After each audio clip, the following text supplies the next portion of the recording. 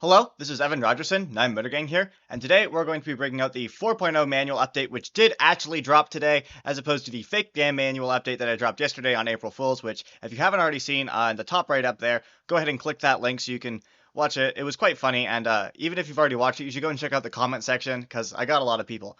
Anyways, there's a lot to cover here today, so don't forget to like, comment, and subscribe, and let's get into the video. As always, we will have the old version on the left-hand side and the newer version on the right-hand side. But first off, we just have a brand new section. This is section 8 for Vex Worlds, detailing what Worlds is going to be like. So they're going to be using plastic fields for head-to-head and skills.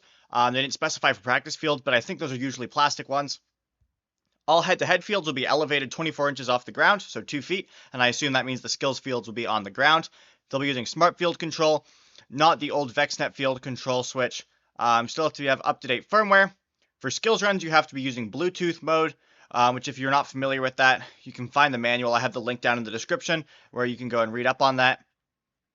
Division structure has been known for quite some time now, and then they'll be running eliminations will be best of 1 and best of 3 division finals, and then overall finals will be best of 3, and they'll do their standard thing where they sort the divisions based on the number of autonomous win points to try and figure out which divisions are better than other ones in order to seed the dome.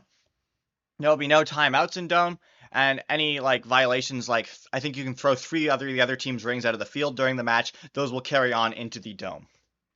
All right, so starting off with, the definition for major violation has been changed to now include strategic violations of a rule, not just intentional and egregious violations. So now I'm guessing the big thing here would be probably from the Q&A that I submitted, in which crossing the autonomous line to try and get to the other team's corner as fast as possible. So that would be considered a strategic violation of the rule, where SG7 strategically violating that. So that would be now considered an instant DQ, which they already clarified. So don't strategically break rules even if it's accidental, which I guess the only time for that would be autonomous, because any other time you strategically broke a rule, it would be intentional.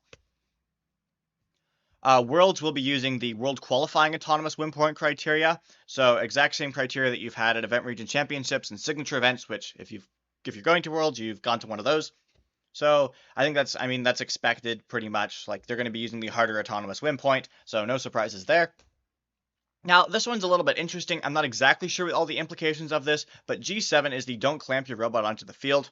The exception to this is the ladder. Obviously, you can clamp yourself onto the ladder, but additionally, they've added 2 words, hook and entangle, with the elements. You're not allowed to do that. The only thing that I can think of this really affecting is the wall stakes, because a lot of times at the end of the match, you'll have a robot just kind of grab onto the wall stake, so the other robots can't push them off that.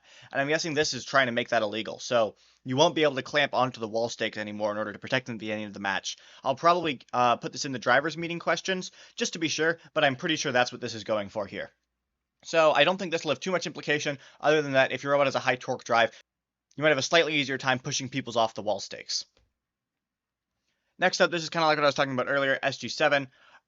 So you're not allowed to intentionally interfere with your opponent's actions. Now you can still touch the stuff that starts on the line. However, you cannot touch rings, mobile goals that started on the other side of the line, and you also can't touch opponents' robots that aren't interacting with anything on the line, either directly or indirectly, I would presume, using the gloves rule. So you can't just have a mobile goal reaching out that hits their team if they're not trying to go for any of the rings on the line. Now, there's a couple of interesting things with this. First, if you do this, not only does your opponent win the autonomous bonus, but they also get the autonomous win point. So even if you wouldn't have gotten the autonomous win point already, if your opponent crosses the line, you now get the autonomous win point, which means more autonomous win points will be handed out. It was originally like this, I think, back in Tipping Point, and it wasn't a very good thing, and they moved away from it for Spin Up, I believe, where it didn't automatically award it. Because the issue was a lot of times teams wouldn't get the autonomous win point, but they just get it anyway because their opponents screwed up. But I think at Worlds, this could probably be a good thing, just because most of the time I think teams will be getting the autonomous win point anyway, and it's more likely than not that if an opponent interferes with them, they're probably not going to get the autonomous win point, and they were going to originally if their opponents hadn't have interfered with them. So definitely for high school, I think this is a good thing. I think for middle school and to some extent Vex U, you could see this not really affecting things as much in a good way, just because you might see teams that have no chance of getting the autonomous win point getting it because their opponents screwed up. The other interesting thing is rings or mobile goals that begin the match on the other autonomous line, if you touch those. So I'm going to put this in the drivers meeting, but if you intentionally threw a ring across the line, you could say that that's intentionally forcing them to violate SG7, so I would assume this wouldn't apply. However, you might still be able to get the autonomous win point of that because yes, your opponent doesn't get punished, but you also might get autonomous win point. And then the other thing is what happens if you accidentally throw a ring that started on your side of the field across the line? Because A, that's really hard for the referees to track, and B, that's not exactly fair for the other team to have like vision tracking on their robot to know that a ring crossed the line and it didn't start on their side of the field to intentionally avoid it. So again, I'll probably drivers meeting that. And on the note of the drivers meeting, when that does come out, I will have a video breaking down anything important or interesting that came out of that video. Now, the next one, this kind of goes in with the next two things that they're really trying to implement. Is the first thing is if you no-show to a match, you can't just have people at the field saying like, hey, we're here, but we couldn't make it to like put our robot down. Your robot physically has to be at the match in order for you to count as present and not receive a no-show. So your robot must remain at the field. Even if your robot doesn't pass inspection, which is what this rule is specifically referring to, your robot still needs to be at the field. So you can't just be like, take the robot back to your pit, have a bunch of your teammates start working on it while one teammate stays there. The other thing is this I'll kind of get to later, but if a robot is found to be in violation of a rule at the beginning of elimination matches, the team will be removed from the alliance. So basically, if it's found that your robot's illegal right before eliminations at Worlds, it will be removed. But I'll kind of cover that more in depth later. Again, this is kind of what I was talking about earlier.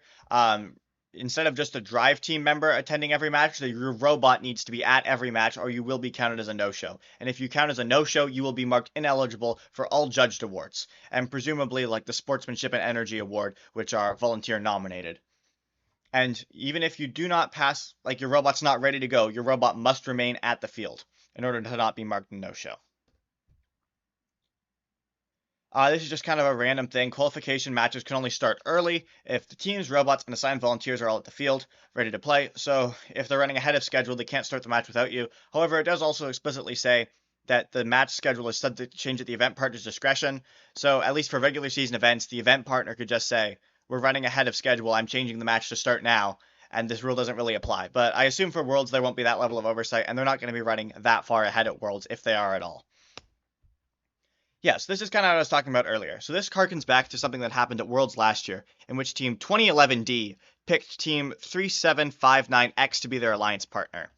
And at Worlds, if you haven't been, during inspection, they check your firmware and everything. So they check and make sure that you're running firmware, unmodified motors, and they do that through like you plug into something and it checks you for that. Then right before eliminations, right at the round of 16, they also checked you a second time, just to make sure you hadn't changed anything. And Team 3759X had actually gone and made the robot illegal after inspection. And this wasn't like a, oh, whoopsies, we accidentally did something. I believe they removed the thermometers from their motors so that if their motors started to overheat, the brain wouldn't cool them down. Or not cool them down. It gives you less power. If you get over 55 degrees Celsius, the brain starts cutting power to the motor. So they would remove the thermometers from their robot so that couldn't happen. And this isn't just some like whoopsies thing. So in order to pass inspection originally, they would have had to have motors that have thermometers on their robot. They go get inspected. They go back to their pits. They swap out their motors now to the illegal motors. And then they got caught with their pants down at right before the eliminations start. So they were rightfully disqualified. However, their alliance partner, 2011D, who did nothing wrong, they just happened to pick a team that they had no way of knowing was cheating, they got caught too, and they ended up disqualified because if one team from an alliance is disqualified, the other teams are disqualified as well for eliminations.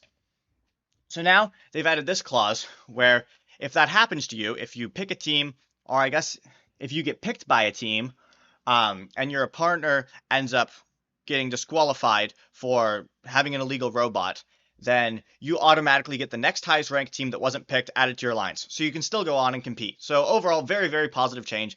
It makes it so it's harder to be screwed over by your alliance partner.